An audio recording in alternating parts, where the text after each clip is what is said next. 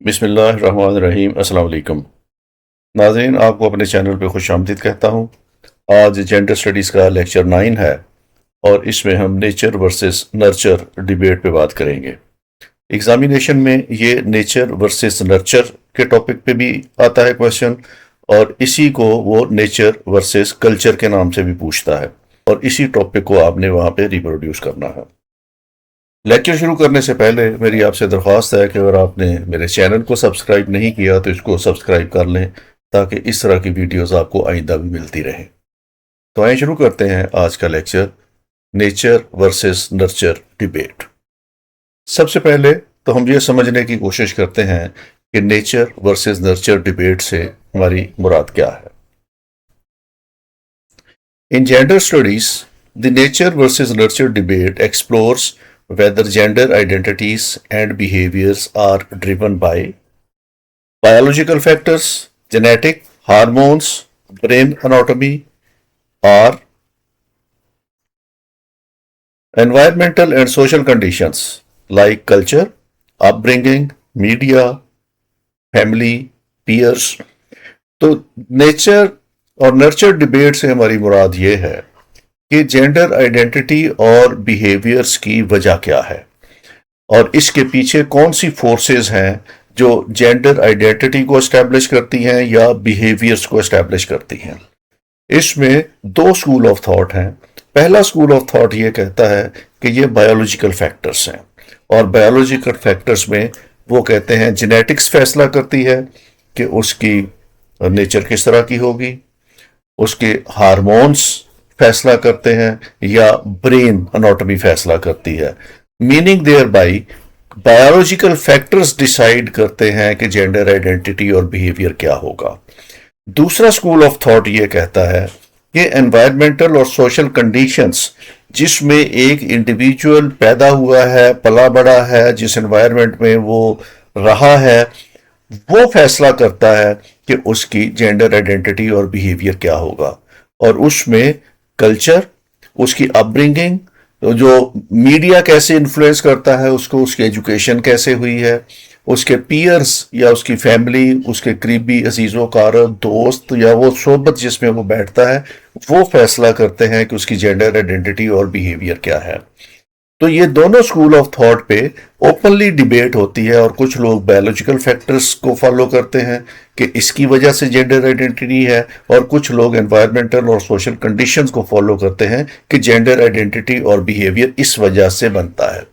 तो आज के इस लेक्चर में हम इन दोनों पहलुओं को गौर से देखेंगे और एग्जामिन करेंगे, और फिर देखेंगे कि आजकल के मॉडर्न दौर में जो सोशोलॉजिस्ट हैं वो किस नतीजे पे पहुंचे हैं। तो क्वेश्चन ये है इस सारे टॉपिक के अंदर, whether gender differences are caused by different biological और सोशल फैक्टर्स, कि जो जेंडर डिफरेंसेस हैं बिटवीन मेल एंड फीमेल, उसकी वजह क्या है, वो बायोलॉजिकल फैक्टर्स हैं या social factors.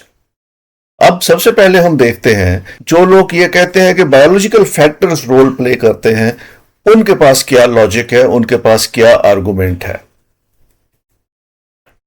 Proponents of the nature perspective posit that gender differences are largely innate and rooted in physiology and evolutionary factors।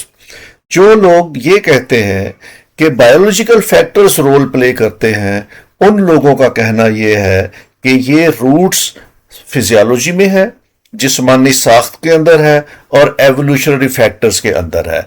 जब एक बच्चा पलता है, बढ़ता है, वो प्यूबर्टी अटेन करता है, उसके बाद अडल्टहुड में जाता है, ये जो एवोल्यूशनरी प्रोसेस है उसका, उसके जरिए ये सारे जेंडर आइडेंटिटी उसकी होती है। Evolutionary psychology theorizes that distinct behavioral patterns such as male physical aggression or female mate selectivity are adoptive traits developed to solve historical survival and reproductive challenges। जो एवोल्यूशनरी साइकोलॉजी वाले हैं वो ये कहते हैं कि जो बिहेवियर पैटर्न्स हैं मेल और फीमेल के, और मेल में जो फिजिकल एग्रेशन है और फीमेल के अंदर जो उसकी मेट सेलेक्टिविटी है, ये अडॉप्टिव है। और इसकी वजह जो हिस्टोरिकल सर्वाइवल और रिप्रोडक्शन चैलेंजेस हैं, ये उसकी वजह से होता है कि मेल को फिजिकल एग्रेशन शो करना पड़ता है। तो ये सारी चीजें जो हैं वो उसके बिहेवियर के अंदर, वो कहते हैं ये एवोल्यूशनरी साइकोलॉजी के अंदर है, ये इवॉल्व होती हैं, और ये इवॉल्व होती हैं due to the biology of that individual.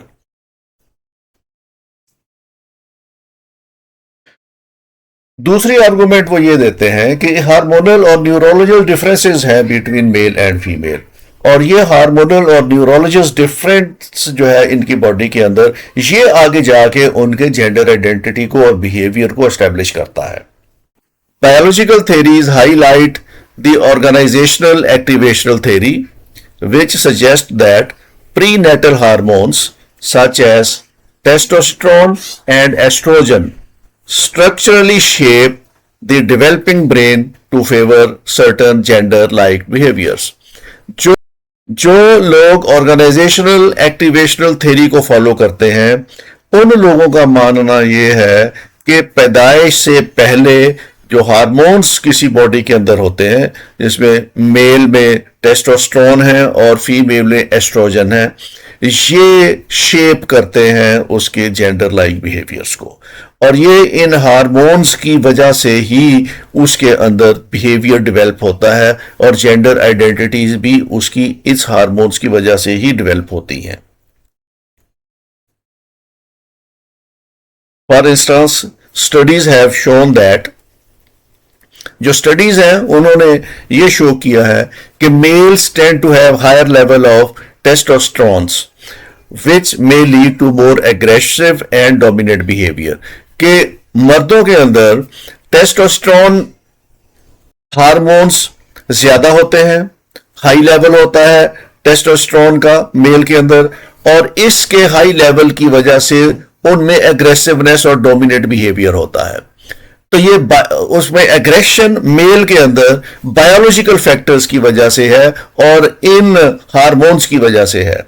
Whereas ख्वातीन के अंदर, फीमेल के अंदर typically have higher level of estrogen, उनके अंदर एस्ट्रोजन का हाई लेवल होता है, which associated with nurturing and care giving tendency, और उसकी वजह से उसके अंदर केयर गिविंग और नर्चरिंग एक्टिविटीज होती हैं। तो मेल और फीमेल हार्मोन्स का डिफरेंस बेसिकली उनको अलाइन करता है towards the gender identity and behaviour.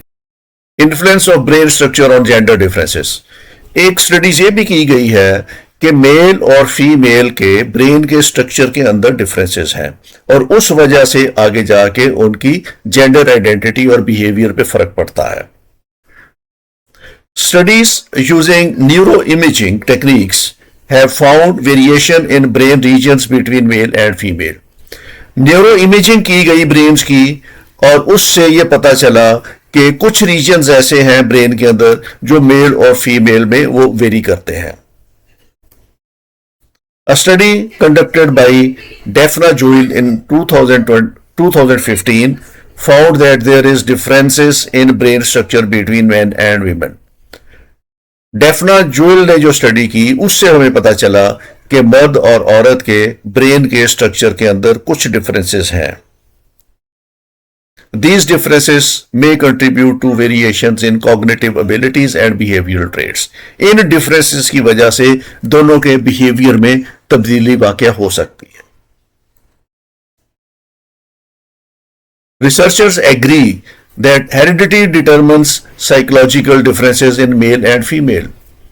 मौरूसियत भी एक वजह हो सकती है जो साइकोलॉजिकल डिफरेंसेस हैं मेल और फीमेल के अंदर, और हेरिडिटी जो है that is biological and transferred from parent to their offsprings. Some of these differences are present at birth and some differences don't present themselves until the child reaches puberty. तो जो heredity differences हैं वो कुछ तो पैदाइश के वक्त ही वाजे हो जाते हैं, और कुछ उस वक्त जाके वाजे होते हैं जब कोई इंडिविजुअल प्यूबर्टी हासिल करता है या बलूगत की एज तक पहुंचता है। For example, heredity causes girls to reach puberty early than boys. लड़कियां लड़कों की निस्बत जल्दी प्यूबर्टी अटेन कर लेती हैं या बलूगत की एज तक पहुंच जाती हैं। It also causes boys to have more muscle composition and be taller and stout than girls in general.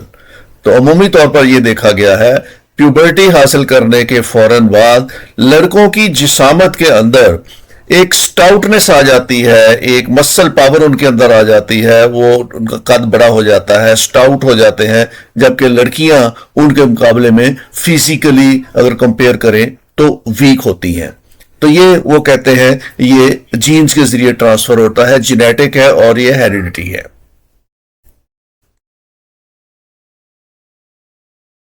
A classic study of John Money in the 1970s examined the case of David Raymer, a boy who suffered a botched circumcision and was subsequently raised as a girl. ये John money ने 1970s में एक study की थी. David reamer एक लड़का था, accidentally बॉस्ट and circumcision और उसकी मेल जो ऑर्गन्स हैं वो खत्म हो गए and was subsequently raised as a girl, और उसके बाद वो एक लड़की के तौर पर उसकी परवरिश की गई. Despite being assigned a female gender, David experienced significant distress and eventually transitioned back to a male identity, highlighting the influence of biological factors on gender identity. तो इससे जॉन मनी ने जो रिसर्च की या जो उसने ये स्टडी की, उससे उसने ये नतीजा अखज किया कि बायोलॉजिकल फैक्टर्स जो हैं वो इन्फ्लुएंस करते हैं on the gender identity.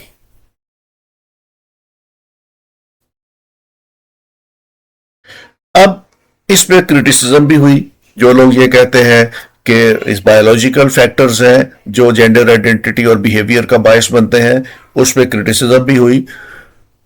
Critics warn of biological determinism using biology to justify rigid gender role और framing certain behaviour as immutable facts.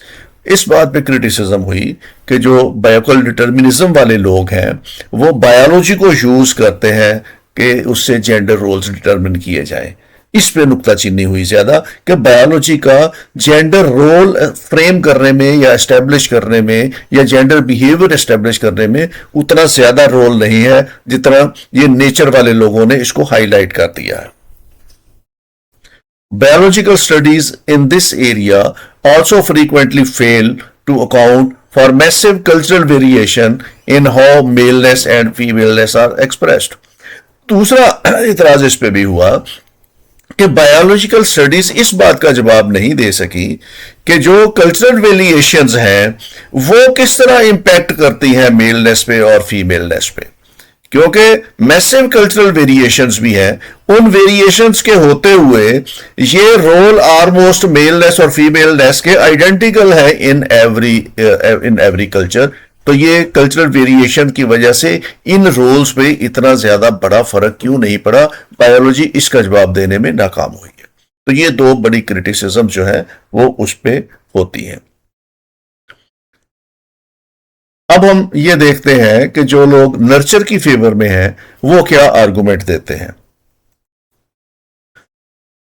The nurture perspective assets that gender is a socially constructed concept.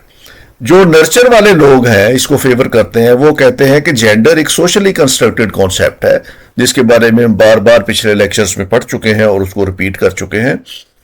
Environment dictates how gender is expressed.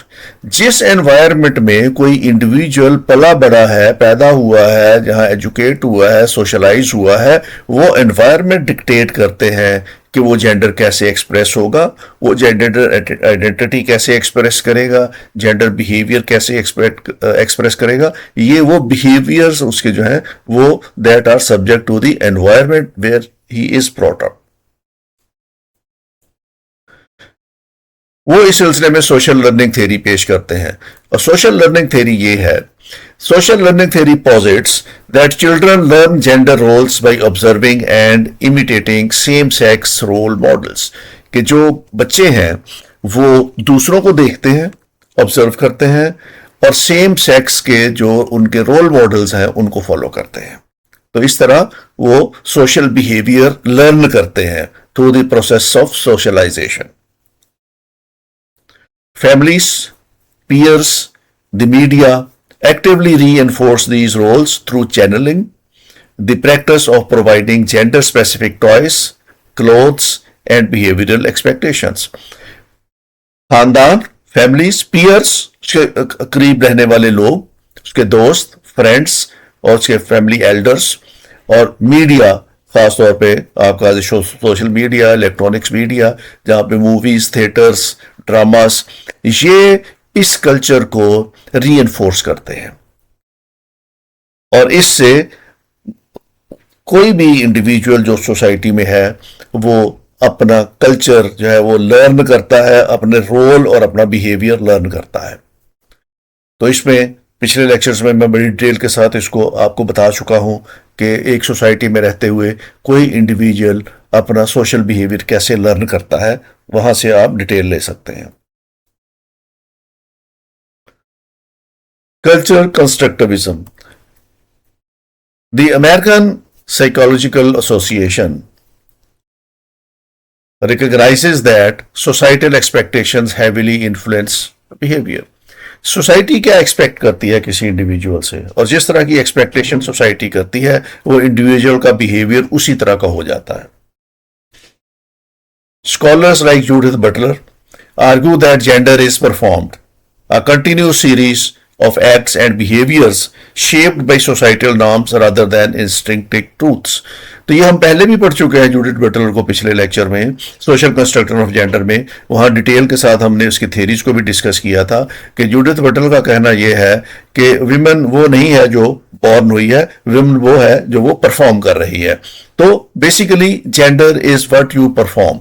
तो ये जो performance आपने करनी शुरू कर दी, जो act आपने परफॉर्म शुरू कर दे, that will decide your gender, that will decide your gender, that will decide one's gender identity.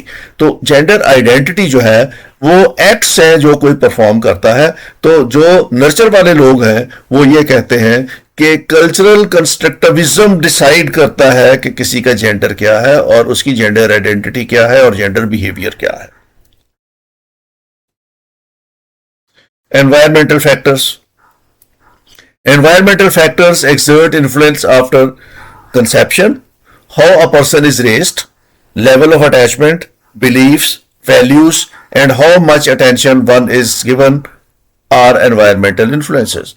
तो किसी इंडिविजुअल के ऊपर एनवायरनमेंट भी इस तरीके से कैसे इन्फ्लुएंस करता है कि उसकी ब्रॉटअप क्या हुई है, उसकी एजुकेशन क्या हुई है, उसको सिखाया क्या गया है, वो उसके रिलीजियस बिलीफ्स क्या है, उसका वैल्यू सिस्टम क्या है जिसमें उसने परवरिश पाई है। ये फैक्टर्स डिसाइड करते हैं कि वो जेंडर अपना रोल क्या परफॉर्म करेगा या जेंडर आइडेंटिटी कैसे एस्टेब्लिश होगी और वो अपना जेंडर बिहेवियर कैसे, वो उसका जेंडर बिहेवियर कैसे शेप होगा। Next is culture. Culture is every culture promotes gender specific behaviours. तमाम कल्चर के अंदर ये सेट नॉर्म्स हैं कि किस तरीके से बिहेव करना है मेल ने और फीमेल ने, और ये जेंडर स्पेसिफिक बिहेवियर्स हैं। The culture fosters the idea that some behaviours are more appropriate for male and others for females. ये कल्चर डिसाइड करता है कि आदमियों के लिए कौन सा बिहेवियर अप्रोप्रिएट है और मर्दों के और औरतों के लिए कौन सा बिहेवियर अप्रोप्रिएट है। तो ये कल्चर डिसाइड करता है। कल्चर में कुछ बिहेवियर्स ऐसे हैं जो मर्दों के लिए अप्रोप्रिएट डिक्लेयर किए हुए हैं और दूसरे बिहेवियर्स ऐसे हैं जो उन्होंने फीमेल्स के लिए अप्रोप्रिएट डिक्लेयर किए हुए हैं। और कल्चर प्रमोट करता है जेंडर स्पेसिफिक बिहेवियर्स को और एक्सपेक्ट करता है उस इंडिविजुअल से कि वो इन गिवन बिहेवियर्स को फॉलो करेगा। तो इस तरीके से एनवायरनमेंट और कल्चर ये शेप करते हैं हमारी जेंडर आइडेंटिटी को और हमारे जेंडर बिहेवियर को। अब जो लोग ये कहते हैं कि सोसाइटी शेप करती है या सोशल कंस्ट्रक्शन है जेंडर की, उस पे भी क्रिटिसिज्म होता है। और वो क्रिटिसिज्म ये है कि pure nurture models often fail to explain universal commonalities in gendered behaviour across highly diverse cultures or how hormonal changes intrinsically alter physical reality such as puberty. जो लोग सोशल कंस्ट्रक्शन वाले हैं वो इस बात का जवाब देने में नाकाम हुए हैं कि हार्मोनल चेंजेस जो प्यूबर्टी के बाद आती हैं वो कैसे फिजिकल रियलिटीज को चेंज कर देती हैं, वो बिहेवियर पे कैसे इंपैक्ट हो जाती हैं, वो उसके जेंडर आइडेंटिटी पे कैसे इफेक्ट हो जाती हैं। जब वो बलूगत की एज को पहुंचता है और हार्मोनल चेंजेस उसके पास आ जाते हैं तो उसका एटीट्यूड और बिहेवियर क्यों उस मेल जैसा हो जाता है या फीमेल जैसा हो जाता है, इसका जवाब सोशल कंस्ट्रक्शन वाले नहीं दे सके। और दूसरा कि जो यूनिवर्सल कॉमनैलिटीज हैं जेंडर बिहेवियर के अंदर, डिफरेंट कल्चर्स के अंदर है, तो वो क्यों एक जैसी है। अब इन दोनों डिबेट से एक सिंथेसिस हुआ इसका, और सिंथेसिस करने वाले लोग जो हैं वो इसको बायोकल्चरल अप्रोच कहते हैं। बायो भी है इसके अंदर और इसके अंदर कल्चर भी है। उन्होंने दोनों के पॉइंट्स को मिला के एक इसका सिंथेसिस क्रिएट कर दिया, और उन लोगों का कहना यह है, the followers of this aspect believe that both biological and environmental aspects combine to create what we recognize as men and women. उन लोगों का कहना यह है कि बायोलॉजिकल फैक्टर्स और एनवायरमेंटल एस्पेक्ट दोनों कंबाइन हो के इसको प्रोड्यूस करते हैं जिसको हम मेन और विमेन के तौर पर रिकॉग्नाइज करते हैं। ये सिर्फ अकेले कल्चर की पैदावार भी नहीं है और अकेले बायोलॉजी की भी पैदावार नहीं है, ये बायोलॉजी और कल्चर दोनों को मिला के जो एक एस्पेक्ट बनता है उसकी पैदावार है मेन और विमेन बिहेवियर्स, मेन और विमेन आइडेंटिटीज। उन्होंने दोनों को कंबाइन कर दिया, बायो को और कल्चर को कंबाइन कर दिया। This way they think, act, dress and even how they look. कहते ये बायोलॉजी और उसकी एनवायरनमेंट मिला के जिस तरीके से उन्होंने एक्ट करना शुरू किया, ड्रेस करना शुरू किया, उससे मेन और विमेन बने हैं। तो दोनों फैक्टर्स जो है वो रिस्पॉन्सिबल है for creation of gender identity and behaviour.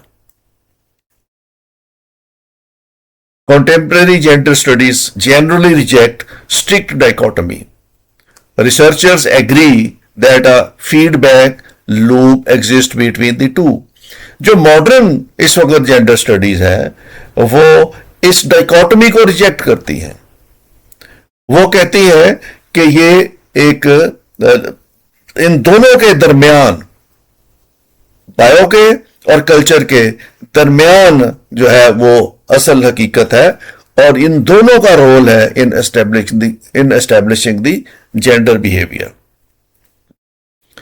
Genes may create certain predispositions, but the environment determines whether and how these tendencies develop.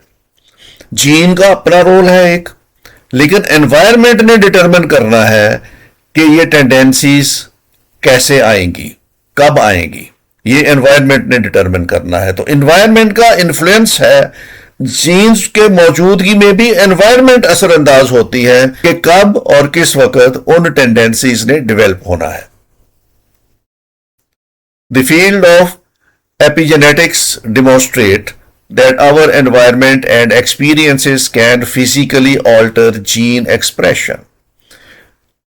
Epigenetic studies कहती हैं कि हमारे एनवायरमेंट और हमारे एक्सपीरियंसेस फिजिकली अल्टर कर सकते हैं जेनेटिक एक्सप्रेशन, यानी जीन्स के एक्सप्रेशन चेंज हो सकते हैं। जीन चेंज हो सकता है due to certain environment and experiences, further proving that nature and nurture cooperate to shape human development. इसका नतीजा ये अखज़ किया जा सकता है कि नेचर और नर्चर ये दोनों आपस में कोऑपरेट करते हैं ह्यूमन डेवलपमेंट के अंदर। जीन्स और उसकी जो एनवायरमेंटल फैक्टर्स हैं वो कंबाइन होते हैं, एक दूसरे को इन्फ्लुएंस करते हैं, तब जाके ह्यूमन डेवलपमेंट शेप होती है।